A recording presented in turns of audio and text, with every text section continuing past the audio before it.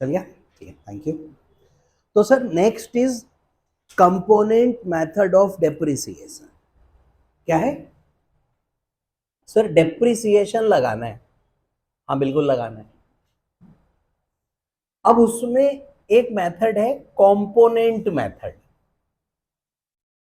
बच्चों नाम सुना इसका? Component method? नहीं। देखो, इट्स नॉट ए मेथड जैसे स्ट्रेट लाइन है, जैसे WDV है, जैसे सम ऑफ डिजिट्स है। तो ये वैसा मेथड नहीं है। नो, फिर क्या है ये? भैया ये है कंपोनेंट। कि अगर मान लो कोई एसेट है और उस एसेट के सिग्निफिकेंट मटेरियल कंपोनेंट्स हैं और उनकी यूजफुल लाइफ भी डिफरेंट है। तो ऐसे केस में मैं उसको सेपरेटली डेप्रिसिएट करूंगा। सर देखो, अगर कोई असेट है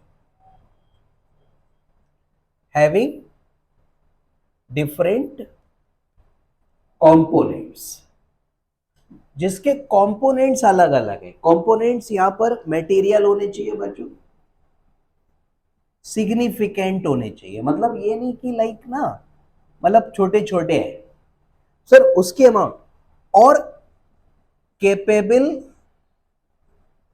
of being used for different period. उसका पीरियड भी अलग अलग है। तो मेरा काउंटिंग स्टैंडर्ड कहता है कि ऐसे केस में different components should be differently depreciated. तो वो कहते हैं आप उसको एक असेट मत मानो, अलग अलग एसेट मान लो। और एक बहुत पुराना एग्जांपल चलता है इसमें, एयरक्राफ्ट एंड इंजन। देखिए, एयरक्राफ्ट और इंजन, सर हवाई जहाज। तो वैसे तो देखो पूरा मिलाकर के ही एयरक्राफ्ट है, लेकिन उसका अगर हम इंजन देखें और बाकी का एयरक्राफ्ट की बात करें, सर क्या दोनों कंपोनेंट लार्ज एनफ है? दोनों की वैल्यू इतनी है कि हाँ उसको हम अलग अलग मान सके? सर एयरक्राफ्ट का इंजन, उसका भी कॉस्ट बहुत ज्यादा है, और एयरक्राफ्ट अपने आप में बचा हुआ इंजन छोड़ करके वो भी महंगा आइटम है। तो दोनों अलग हो सकते हैं। अब देखिए, एयरक्राफ्ट का जो इंजन है उसकी लाइफ कम होती है सर, वो बहुत साल नहीं चलता है। गवर्नमेंट के रूल्स हैं, सेफ्टी स्टैंडर्ड्स हैं। देखिए, अभी सपोज करिए आपके पास एक कार है, पुरानी है, 20 साल पुरानी,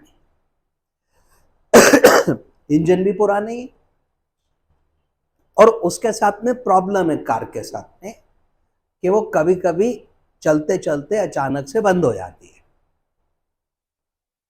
और आप दोबारा सेल्फ लगाओ, चाबी घुमाओ, वो करो, स्टार्ट हो जाती है, चल जाती है। बट हाँ दिक्कत है, कभी कभी बंद मार जाती है वो। अब आपको कहीं बहुत जरूरी जाना है, घर पे वही गाड़ी खड़ी है, आप बताओ ले जाऊं? मैक्सिमम रिस्क क्या है? फिर रास्ते में कहीं बंद हो जाएगी, खड़ी हो जाएगी, स्टार्ट भी हो जाती है, नहीं होगी ज्यादा से ज्यादा, इससे ज्यादा क्या होगा? अब सेम प्रॉब्लम एक हवाई जहाज में है, उड़ा लें? सर जस्ट इमेजिन, ठीक है नहीं, ऊपर हवा में था और बंद हो गया इंजन उसका। अब वो पायलट कोशिश करेगा तो स्टार्ट हो जाएगा, और बच्चों तब तक तो बहुत कुछ हो जाएगा। सर वहां पे मेरे सेफ्टी स्टैंडर्ड्स कहते हैं कि मतलब ही नहीं है। सर सेफ्टी चेक होगा हर फ्लाइट से पहले कि इज एवरीथिंग फाइन, ऊपर जाके प्रॉब्लम ना आए ना कोई। सर कार में दिक्कत है कि ज्यादा से ज्यादा क्या है, बीच सड़क पे खड़े हो जाओगे, जाम लग जाएगा, और क्या है, लोग अपने आप धक्का लगा के साइड में करवाएंगे। अरे बंद हो गए, मैं क्या करूं भाई, लगवाओ धक्का, करो साइड में, तब निकलोगे। लेकिन इंजन एयरक्राफ्ट का इंजन भाई पता है, अब जैसे ब्रिटिश एयरवेज है, दे हैव अ पॉलिसी कि वो नया इंजन यूज करेंगे और मैक्सिमम 5 इयर्स, 5 साल यूज के बाद दे स्क्रैप द इंजन। सर कितनी भी अच्छी कंडीशन में हो वो एक दिन नहीं उड़ाते, फिर पॉलिसी है उनकी। फिर क्या करते हैं सर, ऑक्शन कर देते हैं उसके बाद। 5 साल यूज कर लिया, अब उनको तो यूज करना नहीं है, उनकी पॉलिसी है, अब वो ऑक्शन में बेचते हैं। कोई बात नहीं, बोलने दो। कौन खरीदेगा सर? हमारी ये जो एयरलाइंस है, air India, Indigo, spice jet, ये सब उधर ही से ऑक्शन में लेके आते हैं और वो सारे सेकेंड हैंड इंजन लगा के अपने प्लेन उड़ाती हैं। और बच्चों हम लोग खुश होते हैं, आज हम हवाई जहाज में बैठे हैं। अबे तुम सेकेंड हैंड इंजन वाले में बैठे हो, इसका कोई भरोसा नहीं है, कहाँ पहुंचोगे। एनीवे, ऐसा कुछ होता नहीं है। लेकिन लेकिन सर अपने देखो, ये भी क्या है, मिडिल क्लास एयरलाइंस है। जैसे मिडिल क्लास लोग होते हैं ना, गरीबी में काम चलाते हैं, ऐसी ये मिडिल क्लास एयरलाइंस है, गरीबी में काम चला रही है। तो छोड़ें इस बात को। देखिए, एयरक्राफ्ट की लाइफ ज़्यादा है, मैं सिर्फ इतना कहना चाह रहा हूँ। जो अदर देन इंजन है वो उसका क्या बिगड़ेगा, आप ओवरऑलिंग करा लो, रिपेयर करा लो, सही करा लो, चलता रहेगा, 20-25 साल भी चल जाएगा। बट इंजन की लाइफ कम है। Done, agreed, both components are significant. So accounting standard says कि लल्ला इस पे अलग डेप्रिसिएट करो इसकी अमाउंट को, because it's useful life is larger, longer, और इसको सेपरेटली डेप्रिसिएट करो, taking lesser useful life, and this is known as component method. So it's not like WDV or straight line method, it's like component wise dep लगाएंगे। अब देखिए इस बात को अब बहुत ज्यादा आगे नहीं बढ़ाएंगे। अब आपने खरीदा एक स्कूटी, अब स्कूटी आई मान लो 75,000, 75,000 की। अब आपने उसके पीछे पड़ गए सेलर के कि मुझे ब्रेकअप चाहिए इसका, इंजन कितने का, बॉडी कितने की, सीट कितने की, टायर कितने के, जी। सेलर भी कर रहा था, उनने भी दे दिया 75,000 का पूरा ब्रेकअप दे दिया कि किस कंपोनेंट के कितने चार्ज है। अब बेटा टायर पे हम अलग डेप लगा रहे, इंजन पे हम अलग डेप लगा रहे, उसका बाकी बॉडी पार्ट अलग डेप लगा रहे। वाह वाह वाह। सर एक आदमी ने कार खरीदी, कार का भी ब्रेकअप ले आया कहीं से, ठीक है। तो विधांशी आप बताओ बेटा, कार में कितने टायर होते हैं? 5। अब सीए स्टूडेंट हो बेटा, स्टेपनी नहीं गिनोगे फिर। अब वो क्या कर रहा है, 4 टायर पे डेप ज्यादा लगा रहा है, 5वें पे कम लगा रहा है। बोले जी तो रखा हुआ है, चल कहां रहा है। मतलब यार ये ज्यादा नहीं हो गया बच्चों? कहने का मतलब कंपोनेंट सिग्निफिकेंट हो, मटेरियल हो, सेपरेटली उसको। सर कार में, स्कूटी में ये आप पगलौटी कर रहे हो। एयरक्राफ्ट और इंजन में ठीक है सर, वहां पे अमाउंट्स आर ह्यूज और कंपोनेंट अलग यूज भी होंगे। आप बताओ कितनी बार ऐसा हुआ, कार आप सबके पास ही थी, बदली भी होंगी, कभी पुरानी बेच दी, नई ले ली, चेंज कर ली। कभी ऐसा हुआ कि कार न बदल के खाली इंजन बदलवा लिया हो, यार पुरानी हो गई, बॉडी का क्या बिगड़ा, इंजन बदलवा ले रहे। कौन करता है ऐसा? बट एयरक्राफ्ट में इट हैपन्स। तो वहां अलग है, यहां अलग है, क्यों उसको यहां लगा रहे हो? आओ, कंपोनेंट मेथड पढ़ा बच्चों। Each part of item with A cost that is significant. ध्यान से देखो, पहली पंक्ति में कवि कहता है सिग्निफिकेंट होना चाहिए और that should be depreciated significantly, मतलब सेपरेटली। सिग्निफिकेंटली कह रहा हूं। एग्जाम्पल वही पुराना चलेगा, एयर फ्रेम और इंजन ऑफ एयरक्राफ्ट। तो एयरक्राफ्ट की जगह एयर फ्रेम लिख दिया इन्होंने, ये चेंज मारा है, एयर फ्रेम। बात वही है बच्चों। आगे बढ़े।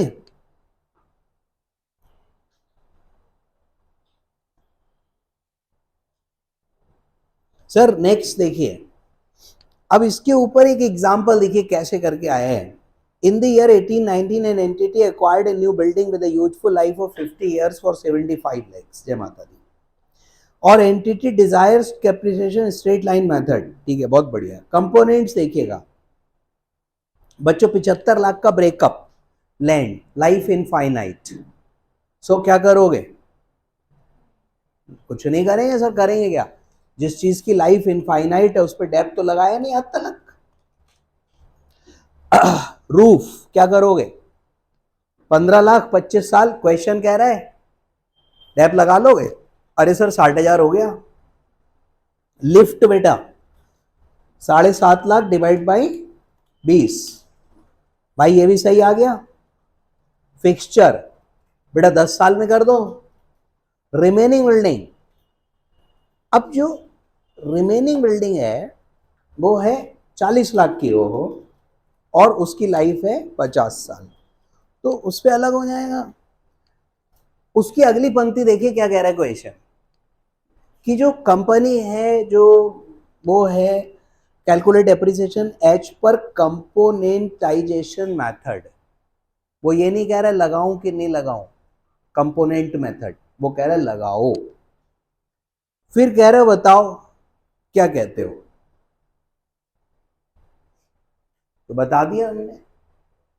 सर डन है, कोई संदेह है यहां तक? अब लास्ट लाइन है कि रूफ जो है क्योंकि उसकी लाइफ 25 है और बिल्डिंग की लाइफ 50 है, तो 25 साल बाद रूफ बदलनी पड़ेगी, रिप्लेस करनी पड़ेगी। अरे सर ये बचे हुए 25 साल building you will use without roof, है ना, तो रिप्लेस होगा। तो बेटा जब रिप्लेस होगा तब होगा ना, और जब रिप्लेस होगा तो कैपिटलाइज होगा, उसकी अगली लाइफ 25 होगी और वो 25 साल में उस वक्त डेप्रिसिएट होगी। फिलहाल जो रूफ है वो मैं 25 साल में डेप्रिसिएट करूंगा, जो बिल्डिंग है वो मैं 50 साल में डेप्रिसिएट करूंगा। आज के 25 साल बाद जब रूफ रिप्लेस होगी, at that time that cost will be capitalised and that cost will be depreciated over remaining useful life जो उस वक्त होगी। तो उस पे कहना क्या चाहते हो बेटा? बोलो। डन? क्लोज करूं कंपोनेंट मेथड को?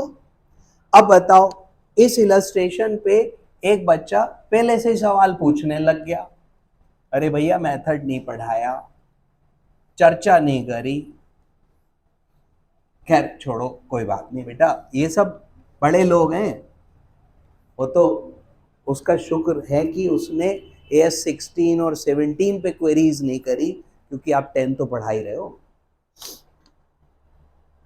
नेक्स्ट पर आते हैं, commencement of charging of depreciation. Sir दूसरी क्वेरी आई थिंक इसी पॉइंट पे थी, 2 क्वेरीज आई थी थोड़ी देर पहले, याद है? तो दूसरी भी इस पॉइंट पे थी बच्चों, ये भी चर्चा नहीं हुई थी। प्रेरित कुछ कहना चाहोगे बेटा? कह दो, मन की बात कह दो बेटा, मत कहो। तुम जो कहना चाह रहे हो वो हम भी समझ रहे हैं, तो हम जो कह रहे हैं तुम भी समझ रहे हो। तो देखिए डेप्रिसिएशन कब से चार्ज होगा, डेप्रिसिएशन कब से चार्ज होगा? तो अभी थोड़ी देर पहले हम लोग बात कर रहे थे, और जिस दिन असेट रेडी टू यूज हो जाएगी। सर देखिए depreciation is charged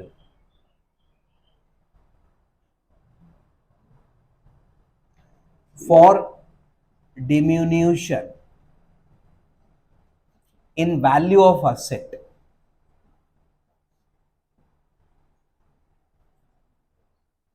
due to usage।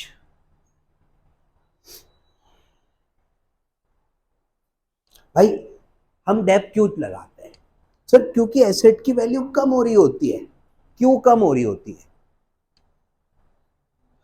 बेटा? इसलिए कम हो रही होती है क्योंकि वो यूज हो रही होती है सर, ड्यू टू यूसेज और एफ्लक्शन ऑफ टाइम और ऑब्सोलिसेंस।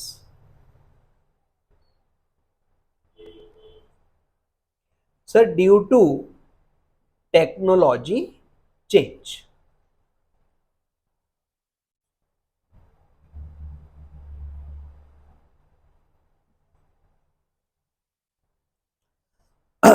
सर देखो, या तो यूज हो रहा है डेप्रिसिएट करोगे, यूज नहीं भी हो रहा है तो देखो समय तो बीत रहा है ना, efflux of time, that is passage of time. अब जब समय बीतेगा तो कोई भी चीज का कीमत कम होगा। Sir I bought A phone और मैं एज इट इज रख दिया लाके, अब मैं यूज नहीं कर रहा, तो क्या उसकी वैल्यू डिक्लाइन नहीं हो रही? एक प्लांटेड मशीनरी मैंने लगा के छोड़ दिया, यूज नहीं कर रहा, क्या उसकी वैल्यू डिक्लाइन नहीं हो रही बेटा? और भाई साहब बाकी टेक्नोलॉजी बदलती है, चीजें ऑब्सोलीट हो जाती हैं, पुरानी चीजें ऑब्सोलीट होने लगती हैं। So these are the reasons. So if you look closely, तो I think we should charge depreciation when an asset is ready to use. Sir लिखा है ना अवेलेबल फॉर यूज, क्या लिखा है इन्होंने? अवेलेबल फॉर यूज, एक ही बात है। And let me tell you here that this concept is quite different from income tax. If you read out that income tax thing, section 32, read with 43(1) explanations, you will charge depreciation when it is put to use. आप depreciation तब ही लगाएंगे जब वो put to use हो रही है। Sir, it is very important, है ना? So what is put to use? Put to use means actually put to use. Available for use is whether actually use or not, but it is ready to use, right? तो यहाँ पे और वहाँ पे अंतर है, लेकिन accounting being a principle based subject and my principle says कि we should charge depreciation for usage. तो देखिए अगर कहीं पर asset का usage बहुत ज़्यादा है, मेरा प्लांट एंड मशीनरी है और मैं 3 शिफ्ट वर्किंग कर रहा हूं, 24 घंटे चलती है, तो you should charge it with higher rate of depth. Use ज्यादा, डेप्रिसिएशन ज्यादा, एफ्लक्शन ऑफ टाइम, आप यूज नहीं कर रहे हो मत यूज करो, समय के साथ चीजों की कीमत कम होती चली जाती है, मत यूज करो। तो डेप्रिसिएट तो करना पड़ेगा, और नहीं तो टेक्नोलॉजी बेकार कर देगी उसको। तो ये तीनों बातों को मद्देनजर रख के मैं डेप्रिसिएशन लगाऊंगा बच्चों। तो लिखा है depreciation begins when it is available for use.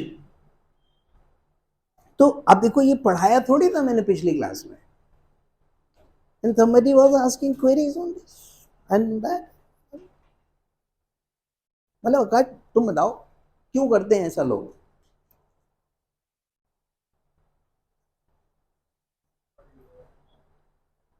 अरे तो हमने नहीं पढ़ा है, समझ में कहां से आ जाएगी? इतने होशियार होते खुद ना कर लेते पूरा। कोई काउंटिंग स्टैंडर्ड पढ़ाने की चीज है बच्चों? अरे ये तो खुद ही पढ़ के समझ लेना चाहिए हमको। पर चलो कोई बात नहीं। तो डेप्रिसिएशन बिगिंस अवेलेबल फॉर, लिखा हुआ है अवेलेबल फॉर यूज। अब यूज तो करना पड़ेगा ना ब्रेन को भी। when it is in location and condition for it capable of operating, मतलब आप चला सकते हो, यूज कर सकते हो, मतलब रेडी है, मतलब बस करो, मतलब बजाओ, बस करें, आगे बढ़े। अगला है देखिए, सीसेशन ऑफ डेप्रिसिएशन। तो देखिए एक कठिन प्रश्न पूछूंगा, मतलब लाइक पूछ लो, नहीं पूछूं मैं आपको, मतलब आप लोगों ने मूवी देखी थी, लाइक वो क्या नाम था उसका, शोले, हाँ शोले, देखी थी कि नहीं देखी थी? देखी थी, वेरी गुड। तो शुभ आप बताओ, उसमें एक लाइक सीन था, मुझे सही से याद नहीं, और वो जो गब्बर है वो बसंती को डांस करने के लिए रिक्वेस्ट करता है। आपको ये बताना है कि बसंती कब तक डांस करेगी? जब तक सांसें चलेंगी। अब मान लो पैर नहीं चल रहे, सांसें चल रही हैं, गिर पड़ी बेचारी, अब बताओ क्या कहते हैं? चलो खैर, ही वॉज राइट। सर देखिए जो प्रश्न था वो ये था कि डेप्रिसिएशन कब तक लगेगा। तो सवाल मन में जो जवाब आता है वो ये कि जब तक एसेट यूज हो रही है। सर जब तक एसेट की सांसें चल रही हैं तब तक डेप्रिसिएट होनी चाहिए, बट दिस इज रॉन्ग, क्योंकि यूज पर डेप नहीं है, अभी समझाया। एसेट खाली खड़ी हुई है, यूज नहीं हो रही तो भी डेप्रिसिएट करूंगा। सर डेप कब तक लगेगा? तो सीसेशन बोलते हैं ऑफ डेप्रिसिएशन। सर देखो, अब मान लो एसेट की scrap value eight the end of useful life 2 lakh और उसकी कैरिंग अमाउंट 2 लाख या उससे कम हो गई, तो बोलो डेप्रिसिएशन के बारे में क्या विचार है? तो विचार ये कि बेटा अब नहीं लगेगा, लग चुका। जो डेप्रिसिएशन था, जितना लगना चाहिए था, वो लग चुका। अब क्या करोगे? आई मीन अब नहीं लगाऊंगा। देखिए मेरी बात समझिए। सर अगर एसेट की कैरिंग अमाउंट, तो सीसेशन का रूल हो गया carrying amount is equal to और लेस देन रियलाइजेबल वैल्यू, ठीक है, at the end of useful life, no depreciation should be charged. Sir अब आप उसको पूरा डेप्रिसिएट कर चुके ना, बोलो। सर आप उसको ऑलरेडी पूरा कर चुके, उसका पूरा राइट ऑफ हो गया आपका, तो अब आप किस बात का डेप लगा रहे हो भाई? सर डेप्रिसिएबल वैल्यू ही नहीं बची ना। तो देखो लिखा है कि depreciation ceases to be charged when assets residual value exceeds carrying amount. तो रेसिडुअल वैल्यू ये रही, ये कैरिंग अमाउंट को एक्सीड कर गई, तो अब डेप नहीं लगाएंगे। सर अब लगाऊं ही क्या, डेप्रिसिएबल अमाउंट ही नहीं बची मेरे पास। ओके, मतलब सपोज आपने एक कार खरीदी, कार खरीदी 20 लाख की सर, और आप उसको यूज करे जा रहे हो, करे जा रहे हो, 15 साल हो गए। अब डेप्रिसिएट हो के वो बुक्स में 2 लाख की बची, 20 की खरीदी थी, अब 2 बची है, और अब उसकी स्क्रैप वैल्यू भी 2 लाख है, बिक जाएगी 2 में, और अब उसकी स्क्रैप वैल्यू गिर भी नहीं रही। सर 15 साल पुरानी गाड़ी 2 लाख में बिक रही है, अब वो 2 में ही बिक रही है, और 1 साल बाद भी 2 में बिक रही है, और 1 साल बाद भी 2 लाख में बिक रही है, तो अब डेप्रिसिएशन लगाने की जरूरत ना। सर स्क्रैप वैल्यू तक ही तो लगाओगे, उसके नीचे थोड़ी ले जाओगे। ओके सर, अब देखिए रेसिडुअल वैल्यू में increase to an amount equal greater than carrying amount if it doesn't depreciation charge is zero. अब डेप्रिसिएशन जीरो हो गया और नहीं लगाएंगे। हाँ अब स्क्रैप वैल्यू और गिर गई तो फिर लगेगा उतना, उसमें क्या बात है। चले आगे बढ़े। सो एनी क्वेश्चंस बच्चों यहां तक? नहीं, पूछ लो बेटा। हाँ भाई पीछे कौन था वो, बेटा सवाल पूछ लो, अब पूछो तुम, देखो।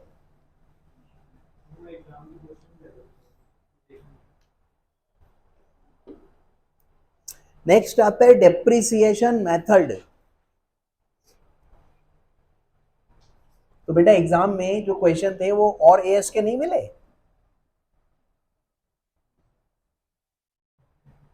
वो भी तो होंगे।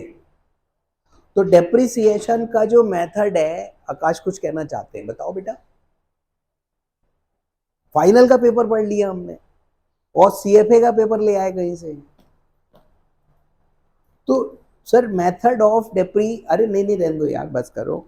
तो डेप्रिसिएशन मेथड शुड रिफ्लेक्ट दी, देखो मेथड कैसा होगा सर, मेथड कौन सा यूज करें, मैं फिर याद दिला दूं।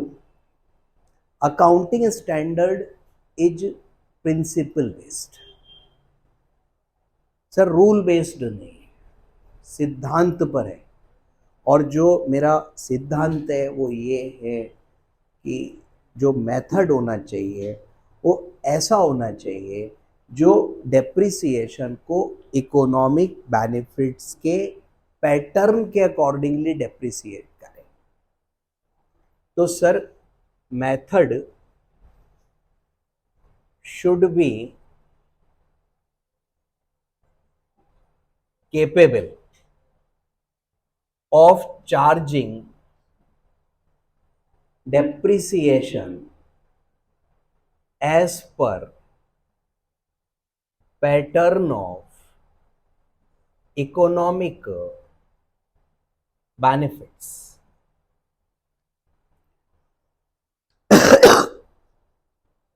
ऑब्वियसली जो फ्यूचर इकोनॉमिक बेनिफिट्स हैं, भविष्य में जो मेरे को एसेट से इकोनॉमिक बेनिफिट्स हो रहे हैं, उसका जो पैटर्न है, method should match that pattern, right.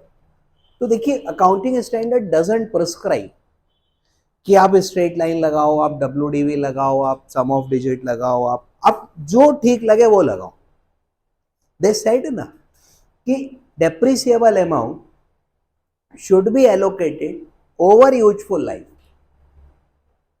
तो यूजफुल लाइफ में लगाना है, डेप्रिसिएबल अमाउंट को लगाना है, ठीक है भाई। ये पैर हिलाना बंद करेंगे आप शर्मा जी, धन्यवाद। तो है बेटा, अरे सर उसका ना रिफ्लेक्शन यहां पे आ रहा, और चक्की चल रही है उसकी। तो जो डेप्रिसिएशन है वो हमको लगाना है over the useful life using some systematic basis, माने एक प्रॉपर तरीके से। ये तरीका, अब तरीका क्या होना चाहिए, तो दे से कि भैया it should like reflect your pattern of economic benefits to be derived by the asset. एक एसेट है, उससे जो इकोनॉमिक बेनिफिट्स मिल रहे हैं उसके पैटर्न में होना चाहिए। So they are not prescribing any method. They are not like income tax. अभी income tax, if you read section 32, read with rules, income tax rules appendix 1 and 1A. They have prescribed WDV method for everyone except for power generating companies. उनको बोला तुम straight line opt कर सकते हो, otherwise सबका WDV लगेगा income tax है।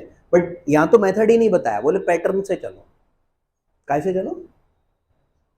Pattern of economic benefits. Okay, अभी सपोज करो, देखो एक क्वेश्चन एक बार एग्जाम में इंटेंजिबल एसेट पे थी और उसमें नंबर ऑफ ईयर्स दिए थे 4, 5, 6, 7, 10 करके, ठीक है। नंबर ऑफ यूनिट्स प्रोड्यूस्ड थे, number of units produced and sold, जितने बने उतने बेचे, इन्वेंट्री चक्कर नहीं था, ठीक है। और लेट अस से 100, 150, 200, 200, 150 एंड सो ऑन, ठीक है।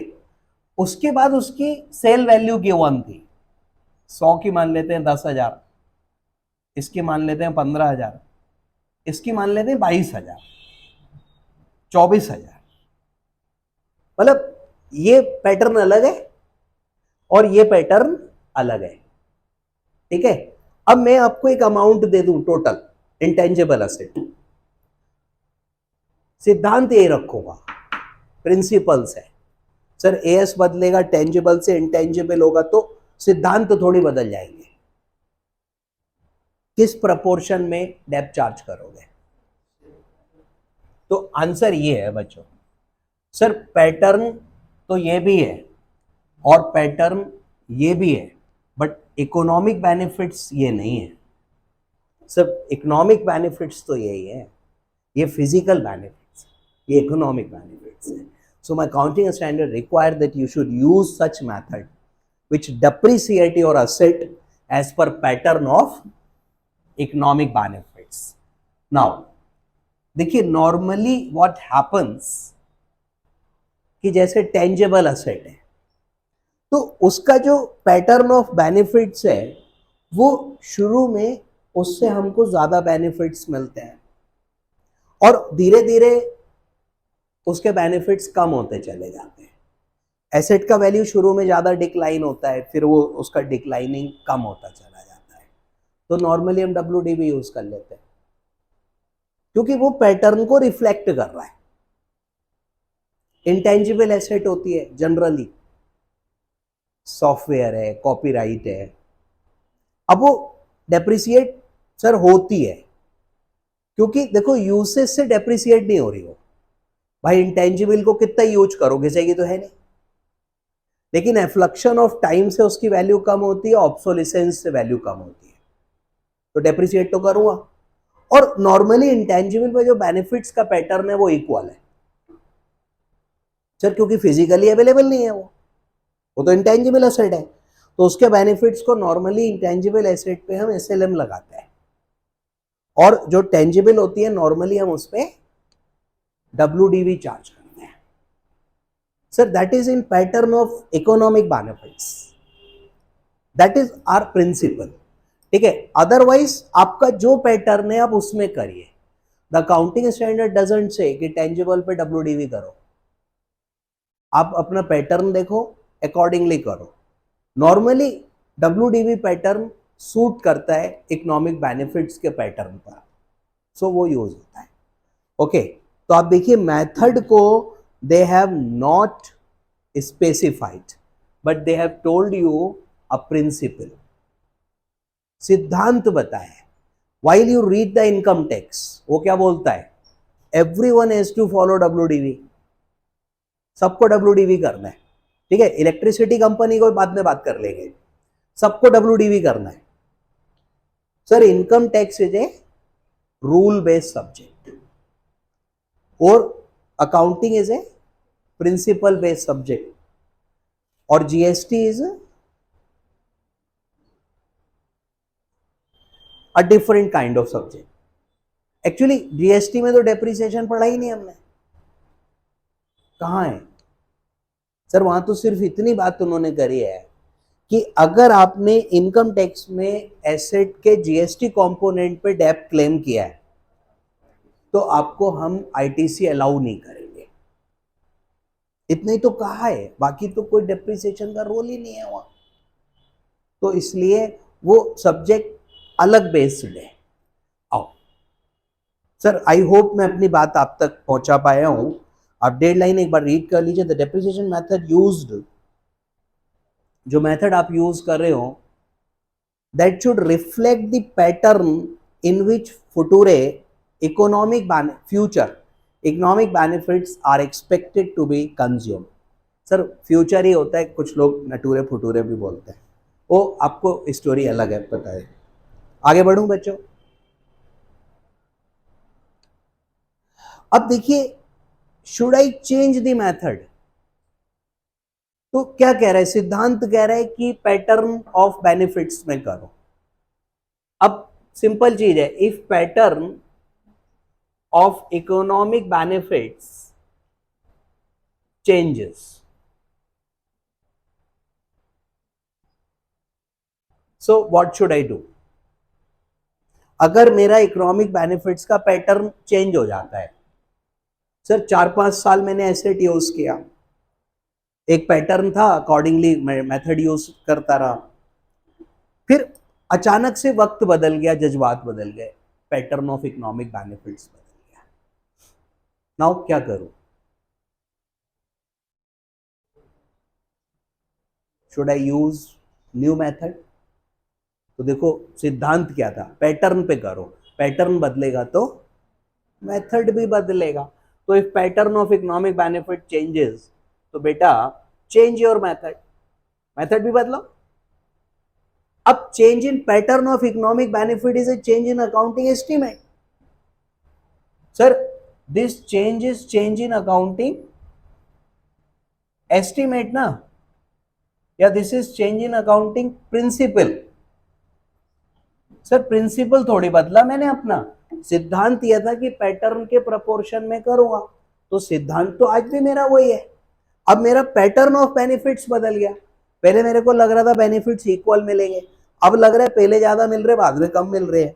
तो I can change my method and that would be treated as change in accounting estimate, it is not treated as change in accounting policy. ठीक है शिखर,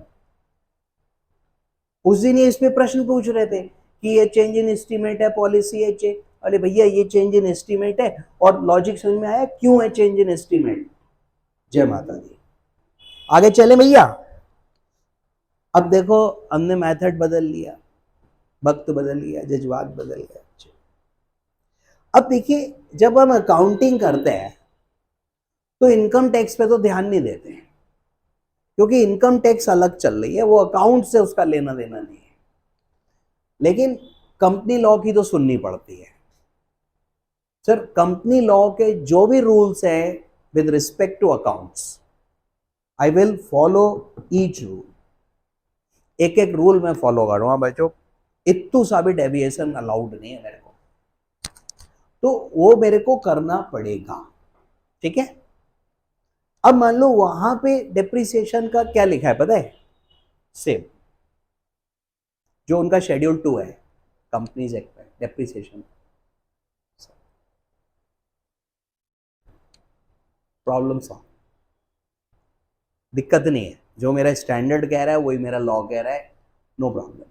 लेकिन लेकिन लेकिन अब मान लो कंपनी लॉ में चेंज हो जाए, सर आज रात को वो नोटिफिकेशन जारी कर दे, अभी पार्लियामेंट का स्पेशल सेशन बुलाया है, क्योंकि कंपनीज एक्ट में बैलेंस शीट की फॉर्मेट बदलनी है।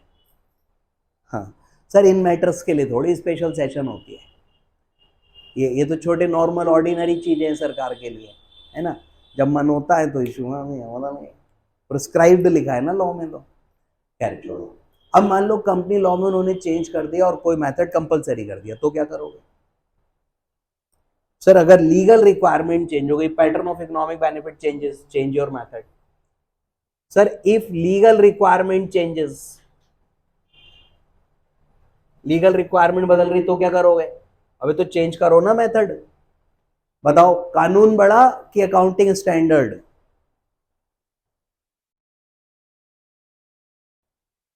है जी, राधा जी कुछ कह रही हैं आप, कानून बड़ा कि अकाउंटिंग स्टैंडर्ड।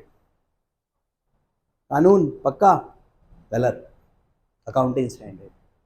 शेड्यूल 3 में लिखा है कंपनीज एक्ट में कि अगर अकाउंटिंग स्टैंडर्ड में और शेड्यूल 3 में कहीं पर कोई कंफ्लिक्ट है, then provisions of accounting standard shall prevail.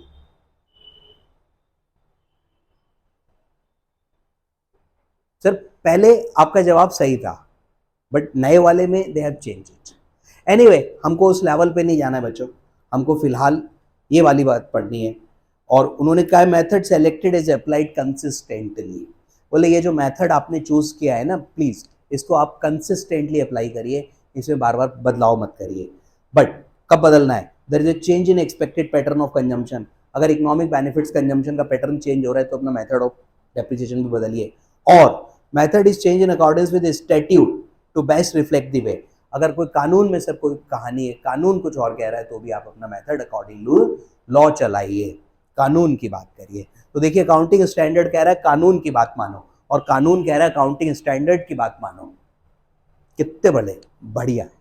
Anyway इस विषय पे फिर चर्चा करेंगे बच्चों, दिस इज सेपरेट थिंग, है ना। Right now we should focus on fixed asset PPE.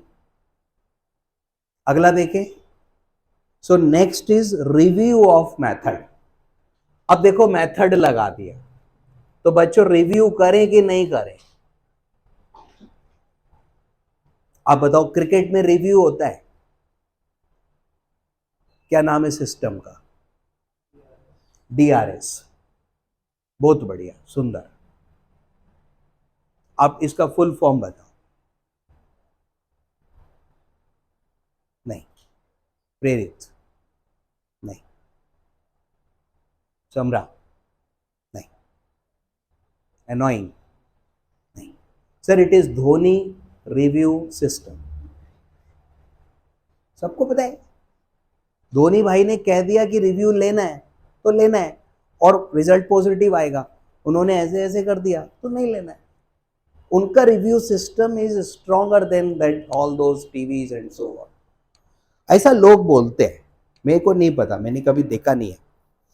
Sir देखो, मैं अकाउंट्स की बात करूं आपसे, तो योर एस्टिमेटेड यूजफुल लाइफ, ठीक है, your estimated scrap value and your pattern of benefits. Sir, these figures are estimated ना, estimate ही तो है ये।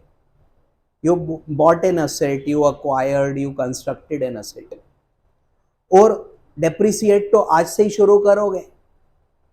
यूजफुल लाइफ पता लगेगी कुछ साल बाद कितनी है। अभी आज क्या, हाउ कैन यू से कि कार खरीदी है कितने साल चल जाएगी? सिमिलरली स्क्रैप वैल्यू भी तभी पता लगेगी जब ये चल चुकी होगी।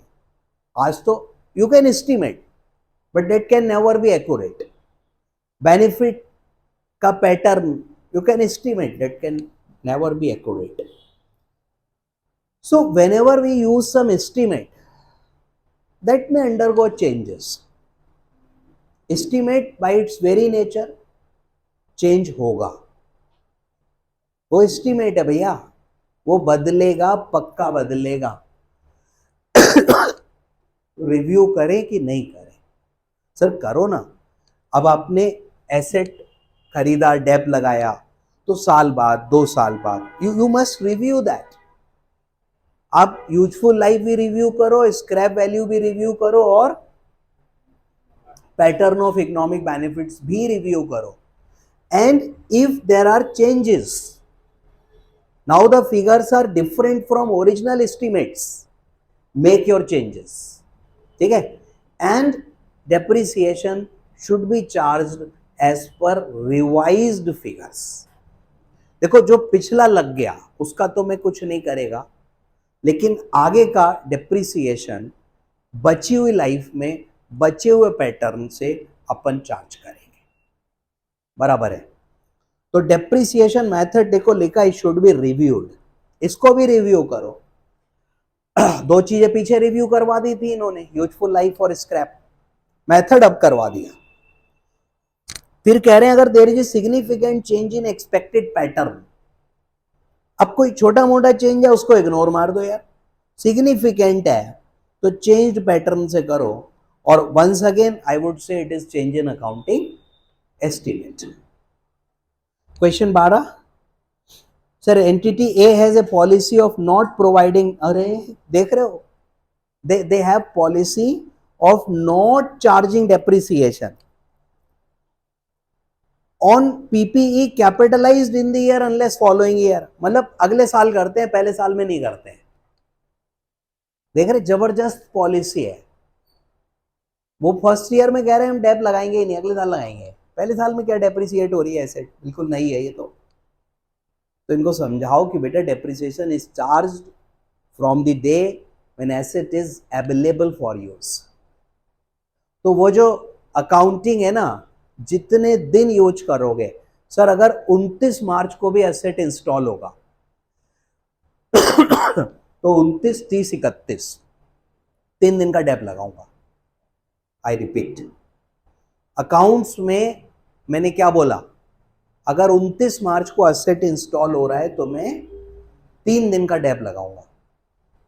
यही क्वेश्चन मैंने इनकम टैक्स में पूछी होती and I would have said कि डेप एसेट 29 मार्च को इंस्टॉल हुई है तो डेप कितने समय का लगेगा। I hope you have the answer. 29 मार्च को पुट टू यूज और रेडी टू यूज दोनों एक ही डेट है। Who is this? 6 महीने कौन कह रहा है? आप 6 months, राइट। तो सर वहां पे आपको याद है कि where the asset is acquired during a previous year and put to use for less than 180 days, half year dep is charged. और if it is put to use for more than 180 days, पूरे साल का लगाते हैं वो। उनकी story अलग चलती है, बट इनकम टैक्स नहीं पढ़ रहे। क्या पढ़ रहे हो? अकाउंट्स। जितने दिन यूज होगी उतने दिन का लगाऊंगा, मतलब रेडी टू यूज से। तो बेटा इनको बताओ कि यार तुम्हारी पॉलिसी कतई सही नहीं है, तुम जो कुछ कर रहे हो वो अकाउंटिंग स्टैंडर्ड के अनुसार नहीं है। The accounting standard says depreciation should commence from the day when asset is available for use, it is ready to use, whether it is actually used or not। हालांकि वो तो किस्सा ही नहीं है तुम्हारा, you have already started to use that and you are not charging depreciation on this। तो ये पाप नहीं है भाई, ये घोर पाप है, इसका कोई प्रायश्चित नहीं है। सर लिखा है आंसर में। मैं आगे बढ़ता हूं बच्चों, जय माता दी। और नेक्स्ट पॉइंट लेते हैं रिटायरमेंट। देखो एसेट को हमने यूज से हटा दिया, हो सकता है बेच दिया, हो सकता है अभी ना बिकी, but now we will not use that. Sir अभी रिटायर कर दिया हमने उसको, रिटायरमेंट। पीपीई था, अब वो रिटायर कर दिया। तो सर किस अमाउंट पर बैलेंस शीट में रखें? तो कह रहे हैं अगर रिटायर हो रखी है और हेल्ड फॉर डिस्पोजल है, बेच लेंगे अब, तो बेटा कैरिंग अमाउंट और बताओ एनआरवी विच एवर इज ले उतने पे दिखाओगे। सर सपोज एक बिल्डिंग थी और वो बिल्डिंग हमने बनाई थी बहुत पहले, डेप्रिसिएट करते रहे, आज उसकी बुक वैल्यू 10 लाख है। अब वो बिल्डिंग एक दिन हमने यूज करना बंद कर दी, पुरानी हो गई, हमने कहा ये बंद करो इसको, और अब हम उसे गिराएंगे विराएंगे या बेचने का प्लान है हमारा, यूज नहीं कर रहे। दो बातें। फर्स्ट, 31 मार्च को वो बिल्डिंग आज भी खड़ी हुई है, पर्पस गिराने या बेचने का है, यूज बिल्कुल नहीं कर रहा हूं मैं उसको, और बुक्स में वो 10 लाख की पहले से चली आ रही है, डेप्रिसिएट होके 10 लाख वैल्यू बची है। My question number 1, should I show this in PPE? बेची नहीं है, खड़ी हुई है, या बिल्डिंग की जगह मशीन कर लो, ठीक है, बिल्डिंग थोड़ा अजीब सा हो रहा है, एक मशीन है, उसकी डेप्रिसिएटेड वैल्यू 10 लाख है, अब मैं यूज नहीं कर रहा हूं उसको और उसको बेचने के प्लान में हूं, और कोई कस्टमर मिलते ही बेच लूंगा बच्चों, पैसे प्रॉपर मिल जाए मेरे को, मैं बेच लूंगा, it takes time. As on 31st March the asset is held for disposal. My first question, whether I should show this as property plant and equipment? So answer is no, क्योंकि PPE की शुरुआत हुई थी held for use, held for administrative purpose और rental to others. Condition 1 gone, held for disposal. तो बेटा इसको other current asset या other non current asset as the case में भी दिखाओ। सर पीपीई में से हटाओ, इट्स नो मोर पीपीई। आप बताओ ना, हेल्ड फॉर यूज कहां है ये तो हेल्ड फॉर डिस्पोजल है। चलो सर दूसरा, कैरिंग अमाउंट और NRV which ever is less पे कर लो। अब उसकी बुक वैल्यू मशीन की 10 लाख है और नेट रियलाइजेबल वैल्यू एक्सपेक्टेड मेरी 8 लाख है, तो 8 पे दिखाओगे, 2 P&L में डालोगे। कैरिंग अमाउंट 10 है, रियलाइजेबल वैल्यू 15 है, 10 पे दिखाओगे, 5 इग्नोर करोगे। Anticipated losses are recognised, anticipated gains are ignored. Prudence जिंदा है, सर लिखा है। और लिखा है write down, P and L में जाएगा बच्चों। नेक्स्ट इज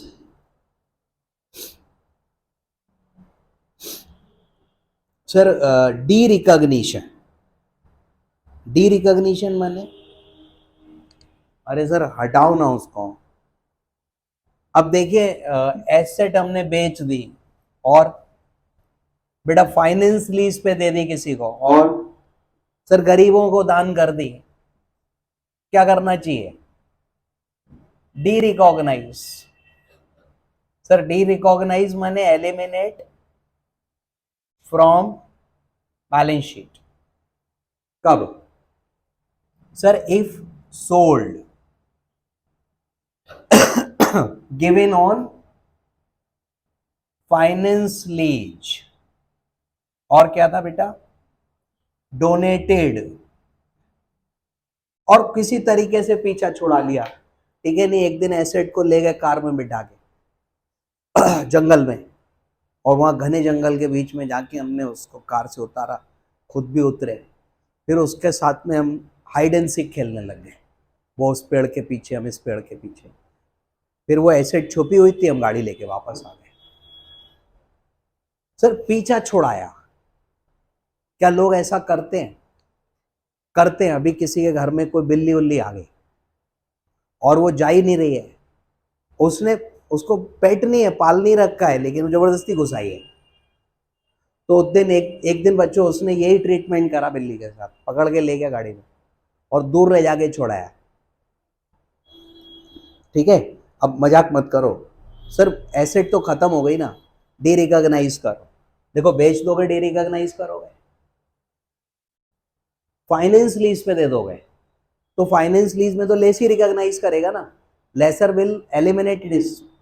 और बच्चों क्या है, दे दिया, दान वान कर दिया, डोनेट कर दिया, हटाओ इसको। और बच्चों ऐसे केस में हम इसको हटा देंगे। अब मान लो हमने कुछ नहीं करा लेकिन नो फ्यूचर इकोनॉमिक बेनिफिट्स, तो क्या करूं? No future benefits.